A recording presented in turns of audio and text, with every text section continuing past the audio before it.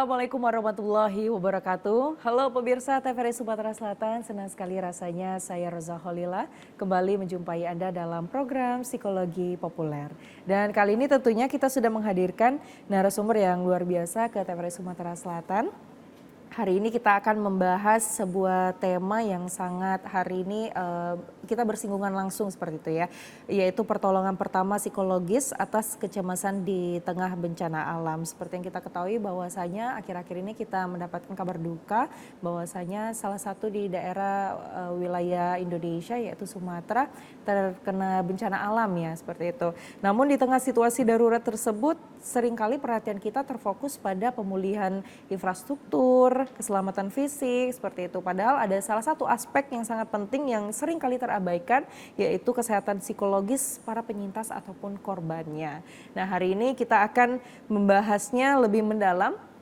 Bagaimana cara kita menangani rasa cemas pasca ataupun saat bencana alam tersebut terjadi bersama salah satu psikolog yang sudah kita hadirkan ke studio TVRI Sumatera Selatan. Kita sapa terlebih dahulu Mas Rafiq Tribelan Harjuna, SPSI, MPSI, psikolog. Halo Mas. Halo. Selamat datang di TVRI Sumatera Selatan. Gimana kabarnya? Alhamdulillah baik. Alhamdulillah baik ya. Namun sebelum itu Roza ingin mengajak pemirsa yang ada di rumah terlebih dahulu yang ingin bertanya secara langsung bersama psikolog kita hari ini boleh langsung telepon di 0711 311 454 atau kirimkan pertanyaan Anda di 0823 1198 1790. Seperti yang sudah Roza bicarakan di awal ya, bahwasanya kita nih di Indonesia sedang terjadi bencana seperti itu dan bahkan saat ini masih proses pemulihan ya Mas Rafiq ya. Betul sekali.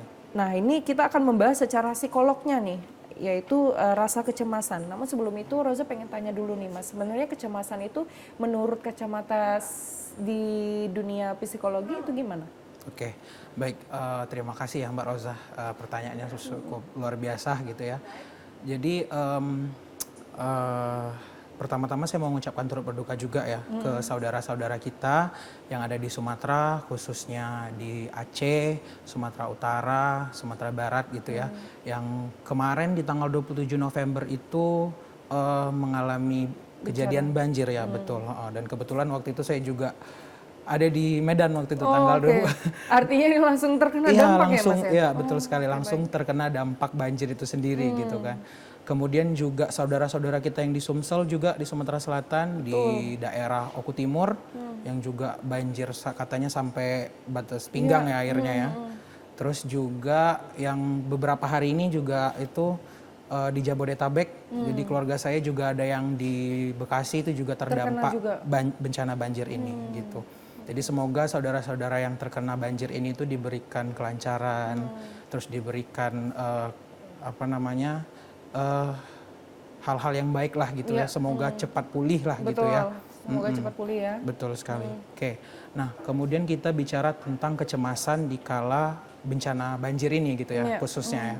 Nah sebenarnya kalau bicara terkait bencana itu pasti tidak lepas dari beberapa kerugian yang terjadi ya gitu ya.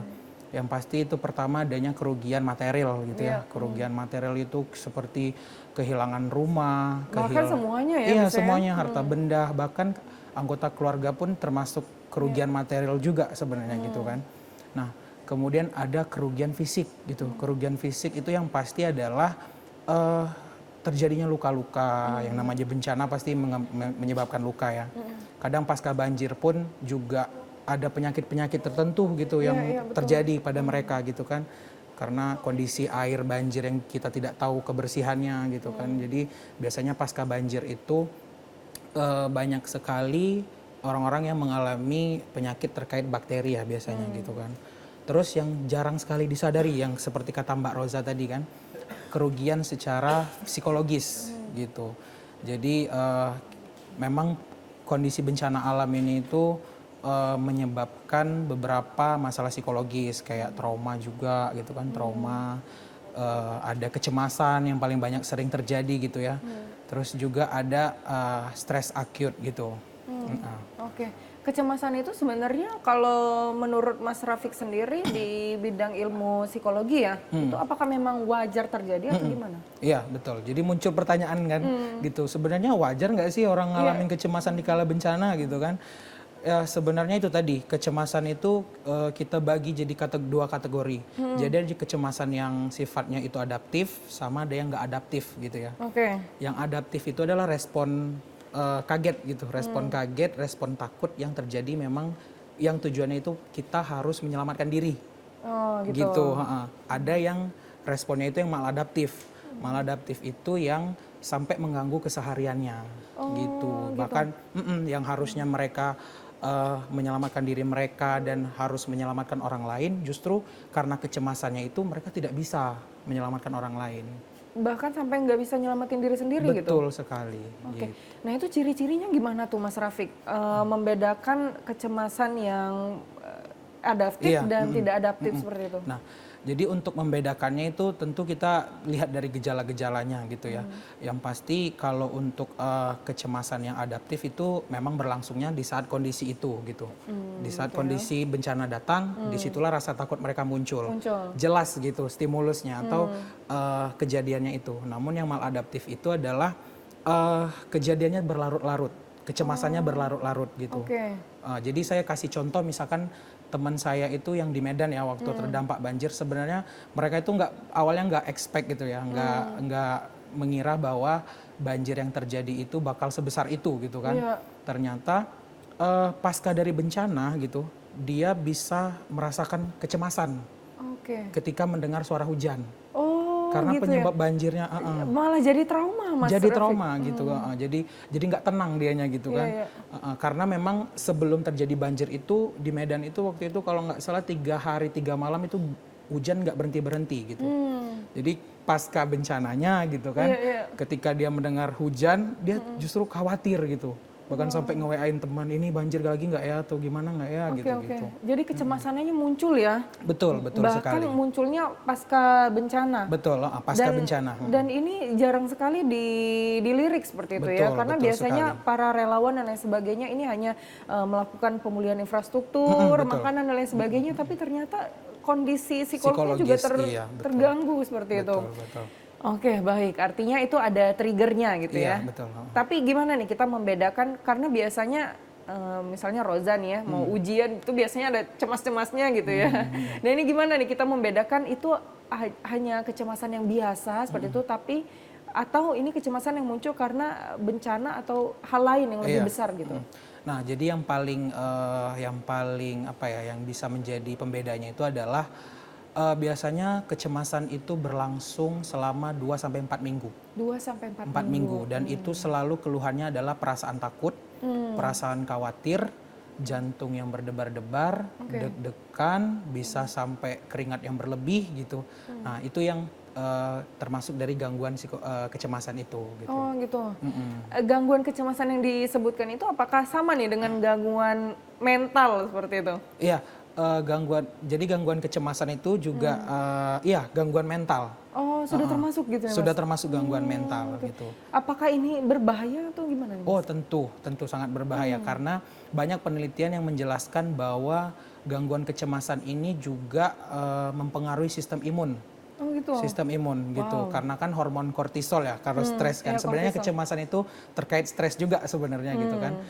Hormon kortisol yang terus diproduksi sehingga tubuh kewalahan nih untuk menangani hormon kortisol yang kebanyakan. Jadi akibatnya sistem imun kita melemah gitu.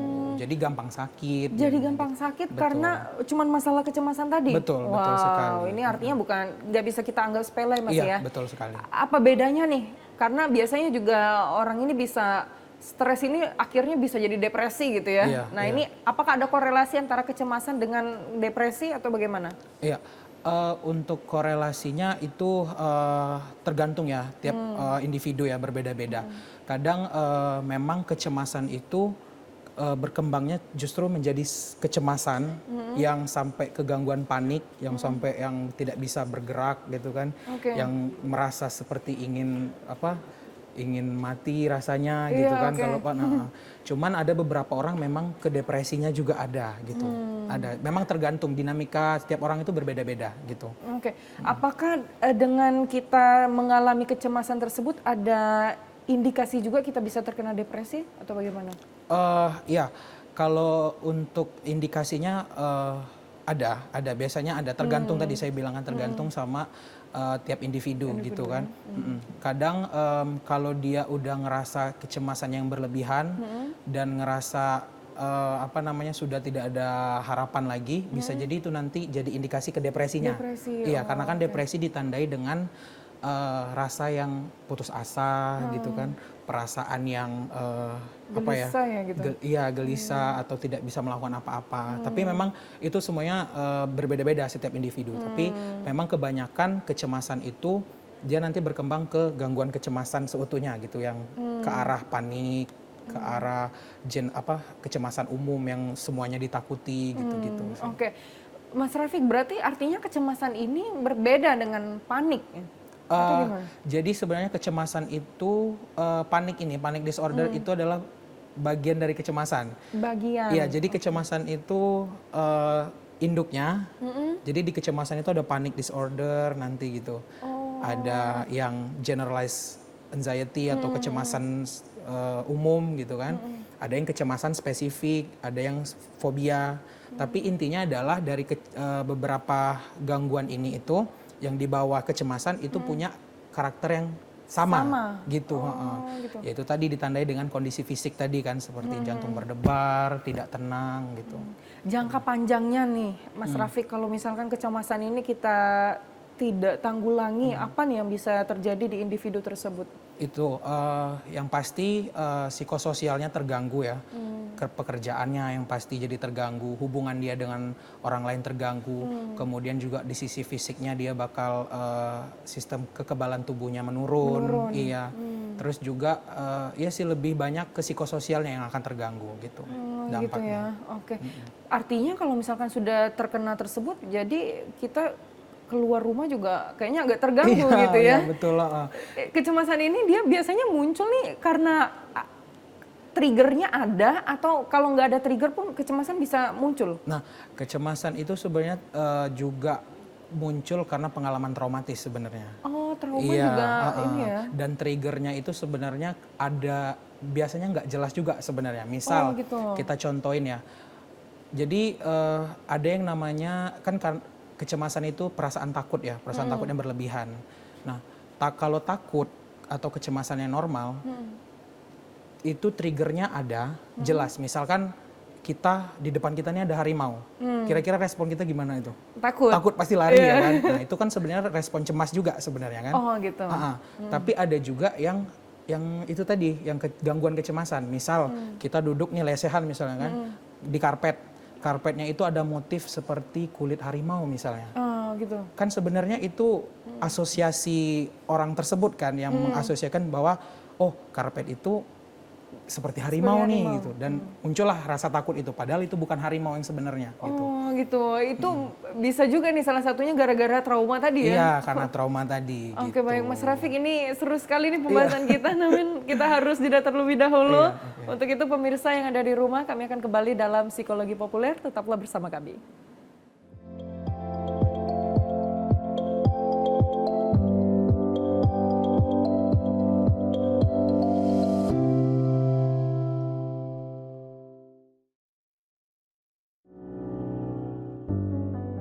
Di setiap sudut negeri, tidak semua dari mereka memulai hari dengan kesempatan yang sama. Angka stunting, asupan gizi yang belum optimal, dan akses pangan yang belum merata masih menjadi tantangan bagi masa depan generasi kita. Karena itu, Indonesia bergerak menghadirkan program makanan bergizi gratis agar setiap anak mendapat energi untuk tumbuh dan belajar.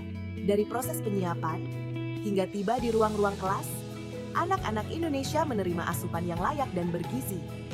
Ketika gizi membaik, tumbuh kembang meningkat, masa depan ikut terbuka. Karena ini bukan sekadar makanan, ini energi untuk fokus, percaya diri, dan membuka masa depan mereka.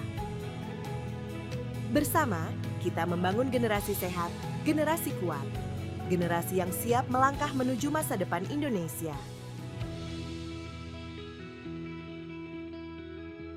Makan Bergizi Gratis untuk anak Indonesia, investasi untuk masa depan bangsa.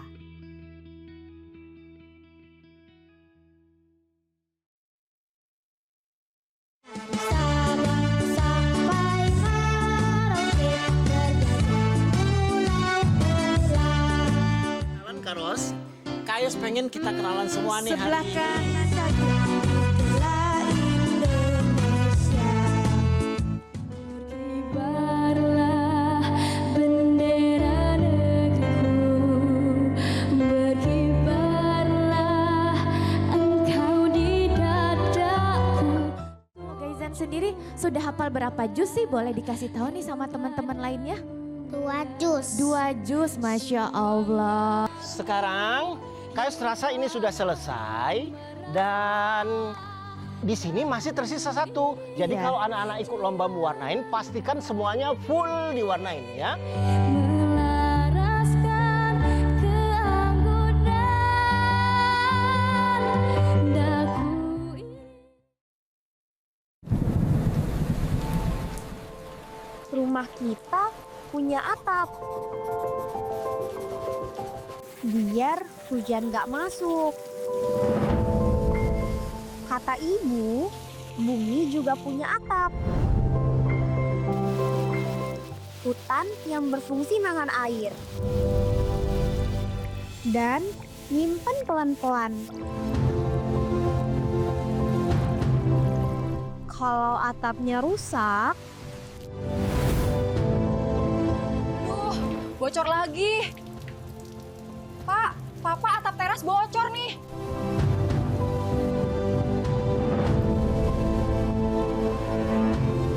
kayak gini kalau hutannya hilang.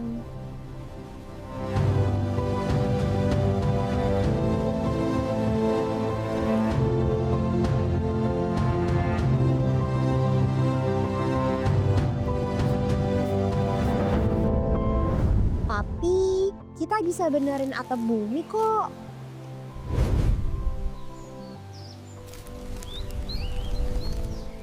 Nadia, sudah malam. Yuk tidur, Nak. Biar kita bisa tidur tenang.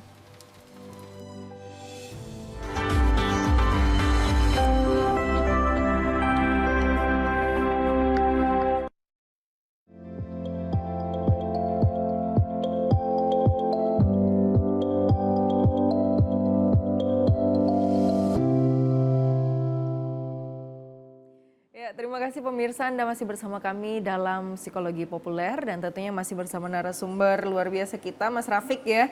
Dan sebelum itu kami ingin mengajak kembali pemirsa yang ada di rumah yang ingin bertanya langsung konsultasi gratis ya. Boleh langsung saja telepon di 0711 311 454 atau kirimkan pertanyaan Anda di WhatsApp kami di 0823 1198 1790. Tadi kita sudah tanya-tanya nih sama Mas Rafiq tentang kecemasan Mas ya. Iya, betul sekali. Dan salah satunya itu tadi bahwasannya kecemasan ini juga bisa karena trauma gitu Iya, ya. Nah ini Mas Rafiq nih sebagai kemarin juga salah satu korban bencana alam juga Mas ya. Iya, betul. Kemarin itu sempat sampai pinggang atau sampai mana Iya, nih Mas kena banjirnya? Jadi kebetulan waktu itu di depan penginapan saya itu kalau kita keluar, alhamdulillah saya di lantai 2 ya kan. Oke. Jadi masih aman lah gitu. Tapi kalau kita udah keluar ke jalan itu udah sampai pinggang memang. Sudah sampai pinggang? Sudah sampai pinggang. Itu kalau pengalaman pribadi Mas Rafiq sendiri nih, apakah kecemasannya juga timbul atau gimana? Ya, oke, kalau saya jujur sebenarnya tidak mengalami kecemasan ya, karena kan memang alhamdulillahnya itu adalah saya tinggal di lantai 2, jadi tidak terlalu terdampak lah gitu kan, yang di lantai 1 kan. Cuman memang kalau saya gambarkan gitu ya, kondisi beberapa mahasiswa di sana gitu ya, itu memang sangat apa ya, bisa dibilang ya? prihatin, betul, sangat prihatin karena kita itu dalam 1 hari itu nggak bisa kemana-mana. Oh, terisolasi ya? Terisolasi, jadi terpaksa memang beberapa mahasiswa dan saya sendiri itu harus memanfaatkan sisa cadangan makanan yang tersedia sebelumnya gitu untuk makanan dalam 1 hari itu. Oke. Mas Rafiq, tadi Mas Rafiq bilang ya bahwasanya setiap orang itu berbeda-beda. Seperti Mas Rafiq itu tidak terlalu terkena kecemasan ya. Tapi kalau misalkan kita general nih, karena kecemasan bukan hanya bencana Mas ya. Iya, iya. Kadang kalau lihat mantan di ujung sana juga kadang cemas-cemas gitu Iya, ya. Oke, nah ini kenapa nih kalau setiap orang itu ada yang ngerasa kecemasan, ada yang kecemasan berlebihan, ada yang biasa-biasa aja santai gitu. Iya, iya. Nah, itu juga bisa disebabkan banyak ya faktornya ya. Terkadang memang mental setiap orang itu berbeda-beda, kondisi psikologis orang berbeda-beda gitu. Terkadang memang kita sebutnya ada orang yang rentan, sama ada yang tidak rentan gitu ya. Nah, orang-orang yang rentan itu bisa jadi karena mungkin dahulu di pola asuhnya ada yang bermasalah. Gitu, mungkin waktu kecil sering ditakut-takuti gitu kan. Nanti kamu kalau keluar gitu kan, hati-hati. Nanti ada badut yang iya, gitu yang ya? mencuri kamu gitu kan. Nanti ada hantu atau apa. Nah, biasanya itu diulang-ulang sampai di masa kecilnya, dan itu terbentuklah pola yang dimana ketika ada situasi yang sulit dikendalikan, dia mulai ngerasa cemas, gampang cemas gitu. Oke, baik. Artinya pola asuh ini sangat penting sekali. Betul Mas. sekali, betul. Secara mata psikolog itu berarti kalau misalkan kita parentingnya tidak boleh menakut-nakuti Mas ya? Betul sekali. Sebaiknya harusnya diganti seperti apa Mas? Nah, jadi kalau terkait parenting, memang ya parenting yang baik itu menurut penelitian ya, itu adalah yang demokratis. Demokratis itu adalah kita tidak hanya melarang, tapi kita juga harus memberi penjelasan dengan baik. Oke. Gitu. Jadi tidak yang menakut-nakuti gitu kan, melarang dengan menakut-nakuti, kadang kan ada yang seperti itu. Nah, jadi kita kalaupun mau melarang, kita harus berikan penjelasannya kenapa, yang harus rasional gitu. Oke, walaupun itu yang diberi nasihat ini anak kecil gitu ya? Iya, betul Karena sekali. takutnya orang tuh kan ngerasa kayak kalau ngomongin sama anak kecil nih, dia ngerti nggak sih gitu ya? Nah, memang anak-anak ini dia sebenarnya seperti memori ya, dia tuh ya, anak-anak tuh kayak flash disk lah ibaratnya ya. Oke. Apapun yang mereka terima itu mereka simpan gitu. Jadi justru di usia anak-anak itu gampang sekali menerima stimulus dari luar gitu, masukan-masukan dari luar. Jadi itu juga yang nantinya mempengaruhi mereka di Masa yang akan datang. masa yang akan datang.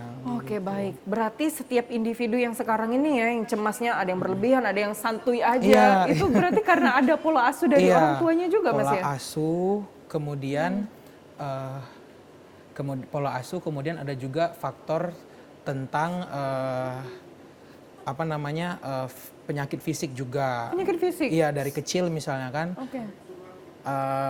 Penyakit fisik itu misalkan dari kecilnya itu ada penyakit tertentu seperti asma, sehingga kan justru menimbulkan kekhawatiran sendiri gitu. ya.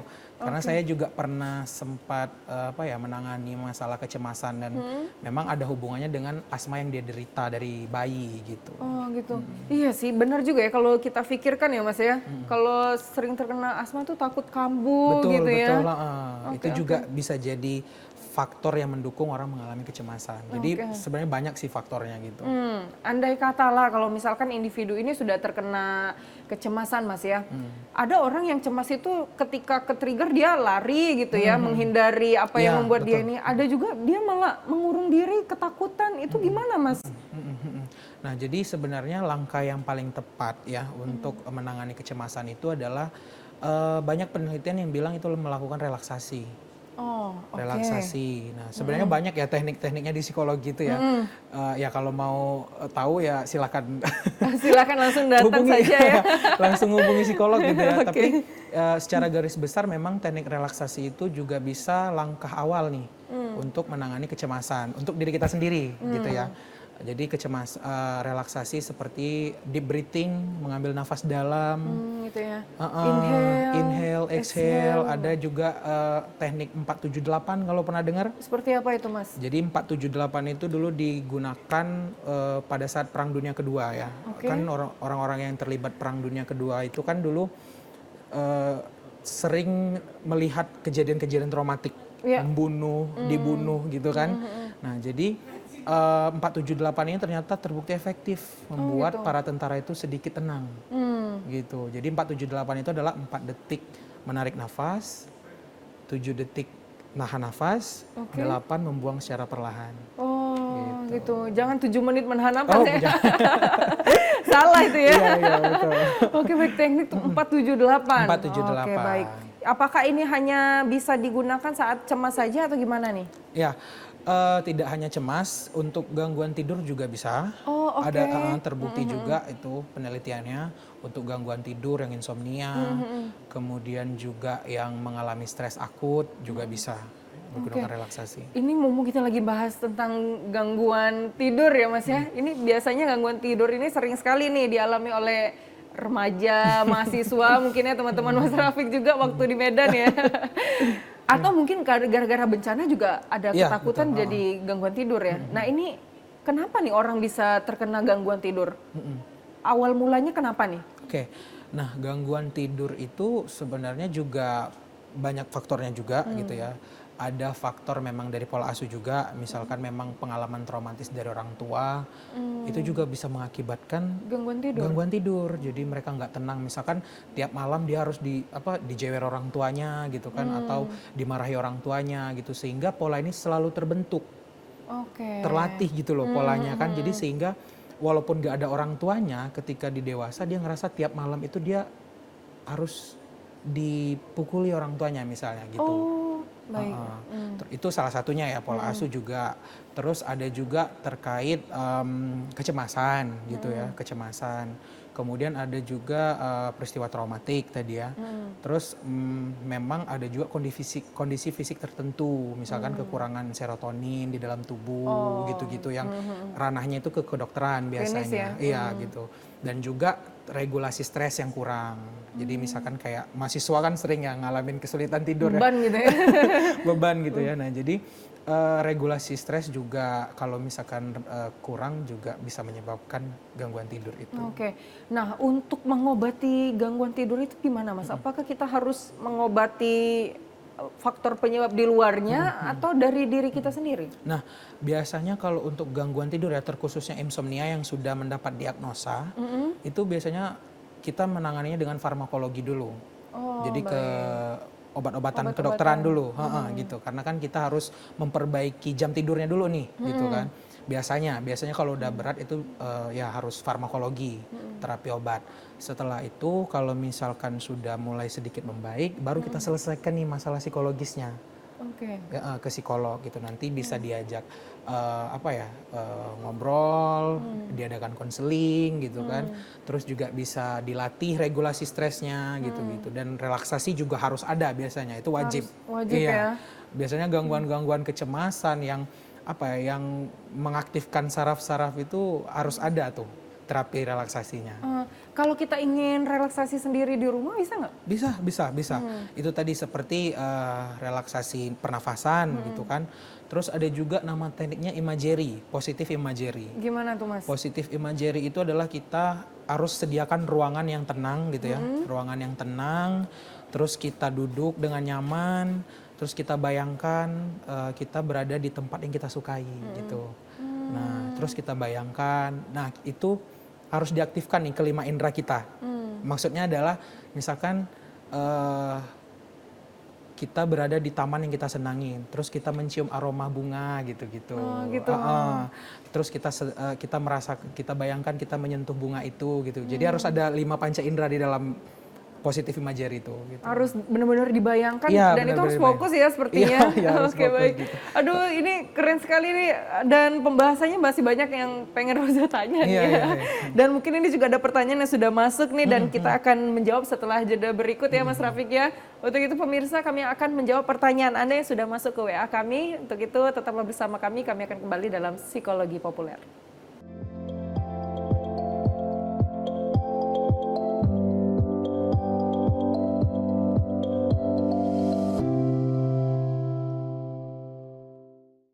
Terima kasih pemirsa, Anda masih bersama kami dalam Psikologi Populer dan kita akan melanjutkan pembahasan kita mengenai kecemasan ya Mas Rafiq ya.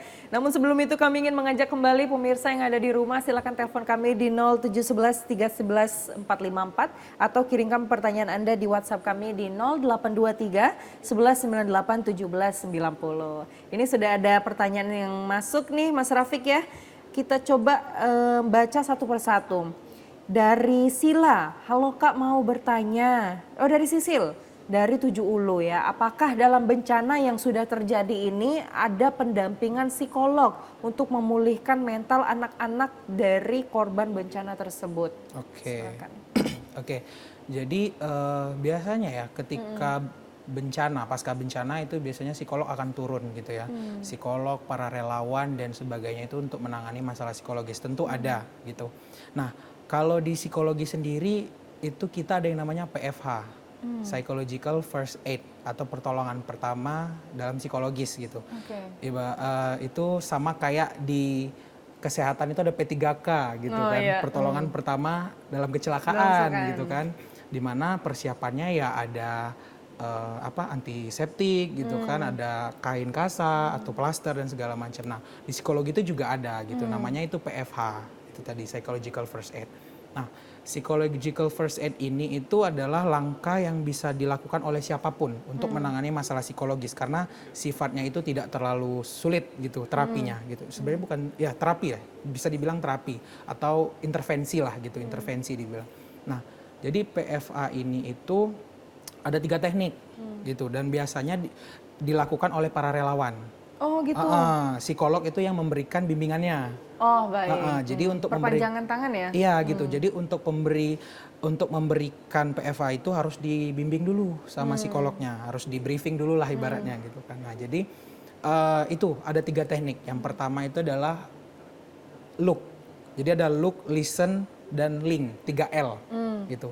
Look, yang pertama look itu kita harus lihat gitu ya. Look itu lihat berarti kita harus punya kepekaan. Punya kepekaan, jadi kita harus tahu nih, oh orang-orang yang harus dibantu dulu tuh yang mana gitu. Jadi kita harus pelajari juga tuh gejala-gejalanya gitu kan Mbak. Kita harus pelajari juga gejala-gejalanya, kita harus peka mana yang butuh. Jadi kita harus lihat nih, ada nggak yang sendiri-sendiri, ada nggak yang bengong sendiri gitu. Nah kita harus peka. Udah mulai kosong gitu iya, ya. kita harus peka dengan hal-hal tersebut. Nah pertama itu look, jadi kita bisa pilih kan nanti. Oh ini duluan nih yang harus ditanganin, baru yang kedua ini, yang ketiga ini. Gitu, itu untuk look. Kedua itu adalah listen. Listen itu adalah mendengar. Jadi kita hadir di sana. Kita ibarat kita samperin gitu ya. Kita datangi gitu kan. Kita dengar semua keluh kesahnya.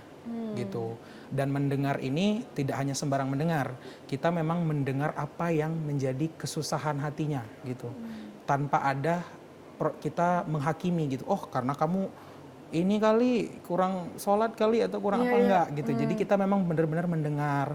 Mendengarnya itu kita harus juga sambil memvalidasi emosinya.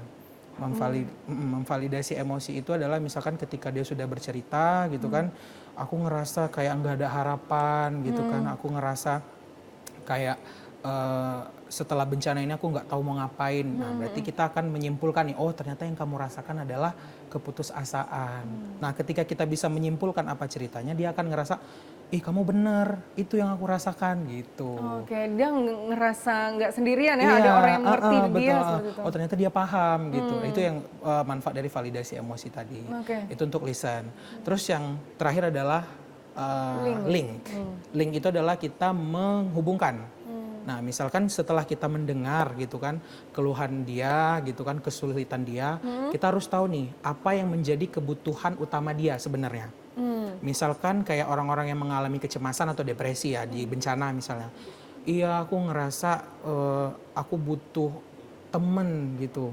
Aku butuh aku nggak mau sendiri misalnya gitu kan. Aku tuh pengen ada aktivitas. Nah kita sebagai relawan ataupun sebagai yang memberikan PFA itu harus tahu nih mana tempat yang bisa kita hubungkan antara orang yang mengalami gangguan itu dengan tempat yang bisa rame orang untuk saling support gitu. Jadi kita harus punya pemahaman juga gitu. Jadi kan setiap bencana itu pasti ada posko-poskonya ya. Ada posko psikososial, posko kesehatan, posko kebutuhan makanan misalnya gitu kan. Nah jadi kita harus tahu juga itu, punya pemahaman tentang itu. Jadi ketika kita tahu dia butuh psikososial, kita antarkan dia ke posko psikososial. Gitu, itu yang link, yang ketiga itu L ketiga. Oke, ada 3 L ya. Ini kalau linknya dia butuh duit ternyata gimana ya? Itu susah itu juga. susah ya. Oke baik. Betul, Nah betul. ini artinya, ini tadi menurut psikolog ya seperti itu. Nah apakah 3 L ini bisa dilakukan oleh sahabat atau keluarga atau gimana nih? Sangat bisa. Sangat bisa. Sangat bisa, ya. Itu sangat bisa karena itu tadi kan kayak bagian dari P3K-nya lah gitu. Oke. Jadi setiap orang pasti bisa melakukannya asalkan dia dikasih pelatihan terlebih dahulu. Iya. Minimal dia mengetahui lah ya apa Betul, yang harus betul. dilakukan seperti Iya, itu. betul. Kita coba ke look tadi ya. Iya. Kita harus melihat. Nah, andai kata lah misalkan yang ingin menerapkan ini adalah orang tuanya kah atau saudaranya seperti itu atau sahabatnya nih. Ciri-ciri atau kita dari melihat secara kasat mata ini orang yang kena gangguan atau kecemasan ini gimana nih ciri-cirinya? Nah, jadi kecemasan sebenarnya relatif sama ya gejalanya ya. Yang pasti adalah jantung berdebar, keringat yang berlebihan gitu ya, sulit fokus. Nah, tapi di tiap tahap perkembangan itu ada ciri khasnya nih, gejala awalnya gitu. Untuk anak-anak itu berbeda, untuk dewasa itu berbeda, dan lansia pun juga berbeda gitu. Nah, kalau di anak-anak itu biasanya gejala awalnya itu biasanya mereka lebih rewel gitu ya. Oke. lebih rewel, terus mudah nangis gitu kan. Terus biasanya perilakunya kayak dia mendekap ke orang lain, misalnya nggak mau lepas. Jadi bisa jadi megangin tangannya atau meluk gitu sampai nggak mau lepas. Itu tanda-tanda ya? Tanda-tanda, itu tanda-tanda awal dari dia mengalami kecemasan tadi. Terus juga ada yang namanya regresi usia. Jadi misalkan perilaku sebelum muncul kembali. Contoh, misalkan dia anak SMP kelas 1 nih. Itu kan yang kita tahu anak SMP itu kan nggak ngompol lagi, nggak lagi mau digendong ya kan. Nah tiba-tiba perilaku itu muncul. Tiba-tiba dia sering ngompol, tiba-tiba dia pengen digendong, padahal dia usianya udah 1 SMP gitu. Nah itu juga bisa jadi tanda awal kalau anak-anak bisa mengalami kecemasan. Jadi memang pemahaman terkait gejala awal itu juga harus dimiliki pada orang-orang yang harus melakukan PFA itu. Gitu. Kalau dewasa nih, seperti kita, ini contohnya apa? Kalau anak-anak kan bisa rewel gitu ya. Kalau orang dewasa ini apa? Nah, kalau untuk orang dewasa karena energinya lebih banyak ya dibanding lansia ya. Kalau orang dewasa itu dia lebih ke sulit fokus, kemudian dia gelisah, mudah panik juga gitu kan. Kadang mudah marah, mudah tersinggung. Mudah tersinggung, betul. Ibaratnya itu kayak senggol bacok ya. Gitu kan. Itu juga bisa jadi tanda awal nih gitu kan yang perlu kita sadari gitu di dewasa. Nah ini ya kalau ada teman-temannya ya atau anggota keluarganya yang mulai merasa kalau ini dikit marah gitu ya, ini berarti ada sesuatu nih ya. Oke, tahapan keduanya nih kalau misalkan kita sudah melihat oh dia nih sepertinya ada kecemasan atau gangguan mental seperti itu. Nah tahapan kedua adalah listening ya tadi ya. Bagaimana nih caranya tadi kalau Mas Rafid bilang harus validasi emosi seseorang ya. Bagaimana caranya kita itu memvalidasi tetapi tidak salah seperti itu. Karena katanya kalau misalkan kita terlalu memvalidasi takutnya apa ya? Dia merasa harusnya pergi psikolog tapi kita nggak apa-apa itu wajar kok. Nah ini gimana nih caranya validasi agar tidak salah? Benar, sebenarnya ya validasi itu kan teknik yang kita mirroring gitu ya sebenarnya kan kita menyimpulkan apa yang dikatakan oleh orang tersebut kan. Namun memang validasi ini kita sebaiknya jangan terlalu sering dilakukan gitu. Jadi sesekali saja gitu untuk benar-benar dia ngerasa oh aku didengar gitu.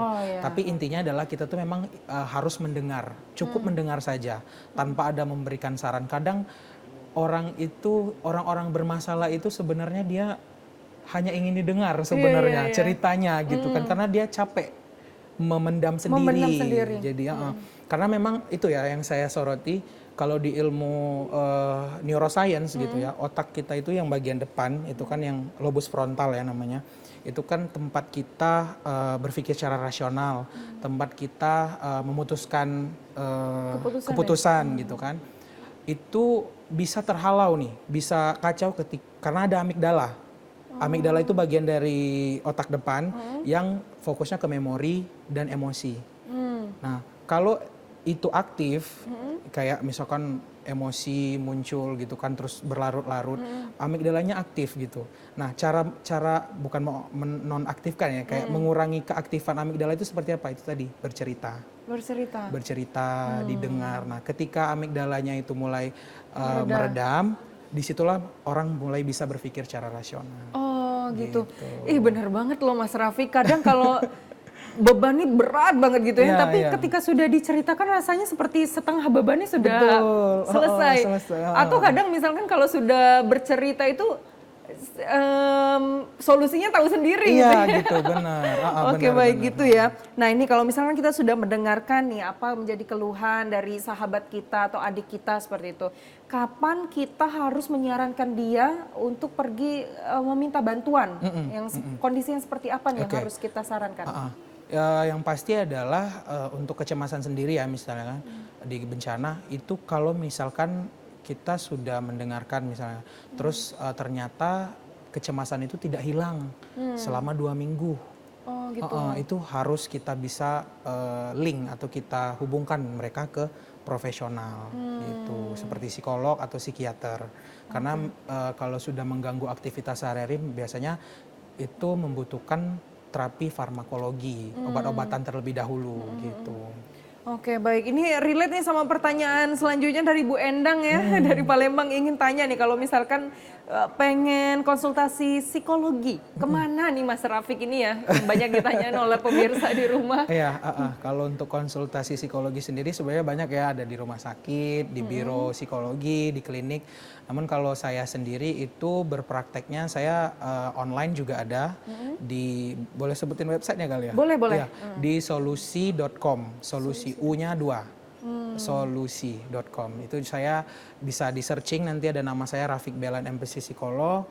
Kemudian saya juga bakal berpraktek juga nih rencananya di Biro Karya Tunas Bangsa. Oke. Di belakang JM kilometer 9, tapi itu masih dalam proses Ongoing ya? ongoing gitu. Mudah-mudahan bisa secepatnya ya. Oke, gitu. baik. Artinya kalau secara online pun Bisa, bisa ya? bisa, bisa Karena DM. biasanya orang malu-malu gitu Iya. ya.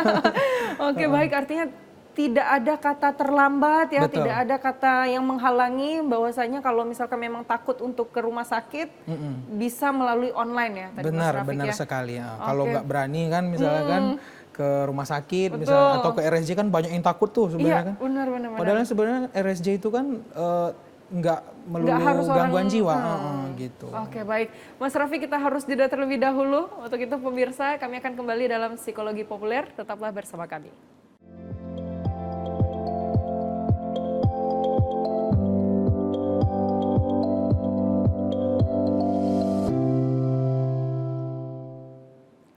Ya, pemirsa masih bersama kami dalam Psikologi Populer dan tentunya kembali kami ingin mengajak pemirsa yang ingin berkonsultasi secara gratis di segmen terakhir kita ya bersama Mas Rafiq. Boleh langsung tanyakan pertanyaan Anda di WhatsApp kami di 0823 1198 1790. Ini ada satu pertanyaan lagi yang masuk ya Mas Rafiq ya.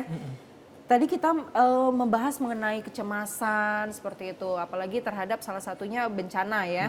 Ini ada sedikit pertanyaan masih terhadap mental juga dari Ogan Ilir, Bapak Muslim ingin bertanya apa nih penyebab seseorang itu sering sekali ragu-ragu ketika melakukan sesuatu. Oke. Mungkin dia maju mundur gitu ya mau Iya, melakukan iya. sesuatu. Ragu-ragu ya. Kalau ragu-ragu itu kan bisa jadi takut salah nih. Iya. Maju dikit takut kesenggol, mundur takut kesenggol gitu. Nah, jadi sebenarnya penyebabnya itu bisa kompleks juga sebenarnya. Tentu faktor pola asuh juga punya peran di sini gitu, ragu-ragu. Bisa jadi di masa kecilnya dulu dia tidak diberikan kesempatan untuk berbicara. Biasanya itu banyak secara teori ya, itu biasanya banyak dialami oleh anak-anak tengah nih biasanya gitu kan. Biasanya orang tua fokus ke anak yang pertama atau anak bungsu ya katanya ya biasanya. Tapi memang secara teori itu benar adanya gitu. Oke. Di teori Adler namanya. Jadi dia penemu psikologi sosial gitu. Nah, jadi memang ketika orang tua tidak memberikan kesempatan anaknya untuk berbicara, misal alah kamu masih kecil gitu, tahu apa sih gitu. Nah, kalau itu sering berulang, itu bisa menciptakan keraguan-raguan pada anak sampai di usia dewasanya gitu. Pola asuh juga sangat kuat di sini pengaruhnya gitu. Oke, ini berarti memang mungkin ibu-ibu yang sekarang bisa belajar ya dengan kemajuan dan edukasi yang sudah semakin marak gitu ya. Betul, betul sekali. Tapi kalau misalkan nih kita yang dibesarkan oleh generasi yang seperti itu ya, mungkin kita sering nih mendapatkan omongan dari orang tua saat kita kecil. Apakah orang yang besar dengan kondisi seperti itu bisa berubah, Mas? Oh, tentu.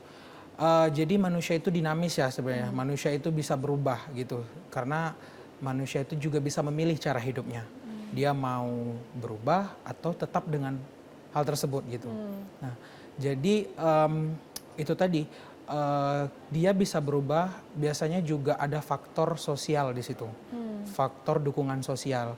Oke, misalkan dia punya latar belakang pola asuh yang seperti itu gitu kan, yang dimana dia sering di-cut, sering dipotong ketika berbicara. Namun ketika dia di sosialnya, di masa remajanya dia diterima oleh teman-temannya gitu kan, ngerasa bahwa ternyata nggak sendirian nih, nggak dia aja yang kayak gitu waktu kecil, ternyata banyak orang yang seperti itu. Jadi justru dukungan sosial yang seperti itu bisa memperkuat dia untuk bisa berubah.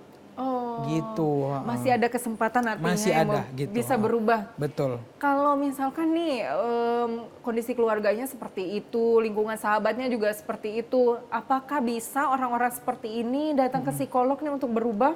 Oh ya, bisa, tentu saja bisa. Dengan beberapa terapi gitu ya. Biasanya kita melakukan terapi terkait asertif biasanya ya, pengungkapan perasaan gitu-gitu. Terus penerimaan juga, terapi acceptance. Kalau dijelaskan agak lama juga sih sebenarnya ya. Karena acceptance itu prosesnya sangat panjang gitu. Karena kan untuk di tahap penerimaan kita harus melewati tahap sakitnya dulu, tahap tawar-menawarnya dulu, baru sampai ke benar-benar menerima. Bisa menerima gitu semuanya ya? gitu. Oke, Jadi kalau semuanya enak mah semua bisa menerima gitu ya? Iya gitu, makanya biasanya memang untuk terapi yang dilakukan untuk orang-orang yang misalkan merasa ragu-ragu gitu ya, terlahir dengan keluarga yang seperti itu dan lingkungan yang justru membuli dia juga gitu kan, itu cukup panjang untuk terapinya biasanya. Oke, gitu. wow. Tapi pada intinya adalah tidak mungkin tidak bisa berubah Betul, gitu betul ya, bisa sekali. ditolong seperti itu. Karena ya manusia itu dinamis gitu. Dinamis. Oke, baik. Jangan takut, jangan khawatir ya pemirsa yang ada di rumah. Kalau kita kembali dengan tema kita tadi bahwasanya kecemasan terhadap bencana alam seperti itu yang terjadi. Nah, kalau misalkan orang yang terkena kecemasan tersebut ingin meminta bantuan ke psikolog, biasanya apa nih penanganan yang diberikan oleh seorang psikolog? Iya, itu yang pertama kalau sudah sampai di tangan psikolog ya, itu biasanya kita akan lakukan yang namanya terapi, nama terapinya itu relaksasi ya, desensitisasi otomatis namanya, agak ribet namanya ya. Jadi sebenarnya itu desensitisasi otomatis itu adalah terapi yang melibatkan relaksasi juga. Jadi kita akan hadapi dia dengan ketakutannya, tapi sambil direlaksasi. Gitu, kita hadirkan ketakutannya, kita kasih relaksasi sampai itu terlatih sampai dia ngerasa tanpa relaksasi dia bisa sembuh sendiri gitu. Jadi biasanya saya contohin ya, misalkan kayak ada seorang trauma kecemasan dengan kucing misalnya. Jadi kita ukur dulu nih ketakutannya sampai mana gitu kan. Misalkan melihat foto aja udah takut misalnya, ngeliat foto kucing misalnya. Kita ukur lagi nih berapa meter jaraknya. Kita dapat kan misalkan jaraknya 10 meter. Nah berarti di 10 meter itu dia udah mulai ngerasa takut, tapi ketakutannya nggak terlalu besar. Nah itu kita lakukan relaksasi, terus kemudian kita majukan lagi jadi 5 meter misalnya gitu. Jadi bertahap sampai kita benar-benar kasih kucingnya gitu. Iya gitu. Berarti panjang ya? Panjang sebenarnya, benar sebenarnya karena gangguan kecemasan ya gitu kan. Karena kalau gangguan tuh memang proses terapinya itu tidak cepat. Makanya kalau yang aku ke psikolog sekali pertemuan kelar, itu biasanya pasti masalah-masalah sosial saja gitu, nggak sampai ke gangguan. Oke, kita coba melipir sedikit ya Mas Rafiq ya. Kalau misalkan andai katalah orang ini pada masa kecilnya punya trauma ditinggalkan oleh orang tua seperti itu misalnya. Jadi sehingga pas ketika besar dia ada kecemasan, takut banget nih ditinggalin sama pasangan kah, sama sahabat dan lain sebagainya. Nah ini gimana nih? Apakah bisa disembuhkan juga atau bagaimana nih? Karena ini kondisinya sudah dewasa ya Mas ya. Itu gimana nih? Oke, kalau udah dewasa berarti udah kronis ya berarti. Iya, sudah terbentuk sekali ya mindsetnya gitu. Jadi itu ada istilahnya gangguan kepribadian dependen. Gangguan kepribadian dependen itu adalah klaster kecemasan juga sebenarnya, tapi yang mengganggu kepribadian. Nah, dependen ini itu kita nggak bisa lepas dari orang yang kita sayang. Iya. Misalkan entah itu orang tua atau Pasangan pasangan gitu gitu. ya. Nah, biasanya itu penyebabnya balik lagi ke pola asuh. Bisa jadi kalau masalah orang tuanya memanjakan, sangat memanjakan apa yang dia ingin dapat gitu. Kalau dilepas dia nggak dapat apa-apa.